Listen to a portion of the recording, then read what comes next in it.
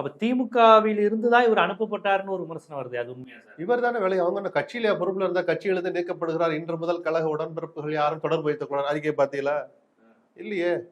அந்த குடும்பத்தோடு நெருக்கமான நட்பில் இருந்தார். இதுல என்ன வெளிப்படையா சொன்னா, உதயநிதியோடும் சபரீசனோடும் மிக நெருக்கமாக இருந்து திமுகவுக்கான வெற்றி வியூகங்களை வகுத்தவர் தான். வெற்றி வியூகம்னா அதுல ஒரு வார்த்தை சொல்ற, அதுல பல வேலைகள் இருக்கும், சந்திப்புகள், பரிமாற்றங்கள், எல்லாத்துலயும் பல நேரங்களில் உடன் இருந்தவர் தான். அப்ப தெரியலையா இது மன்னர் ஆட்சியை உருவாக்குறதுக்கான ஏற்பாடுன்னு? நான் கேட்கிற கேள்வி அதுதான். அப்ப சொல்லாம இப்ப சொல்றதுல அர்த்தம் இல்லை.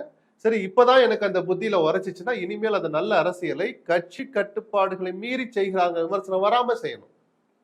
அதான் புதிய கருத்தியல் தலைவர் கிடைச்சிட்டார், அவர் பின்னாடி போய் சேர்ந்து செய்யட்டும், தனி இயக்கம் கண்டு என்னுடைய பயணம் தொடரும்.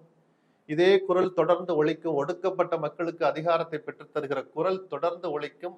ஆதவன் 1000 கைகள் மறைத்து நின்றாலும் ஆதவன் மறைவதில்லைன்னு ஒரு அறிக்கை வர விட்டுருக்கிறார். வாழ்த்துக்களை சொல்லுவோம். நான் கிண்டலா சொல்ல, ரொம்ப சீரியஸாவே சொல்றேன், ஆதவுக்கு வாழ்த்துக்களை சொல்லலாம்.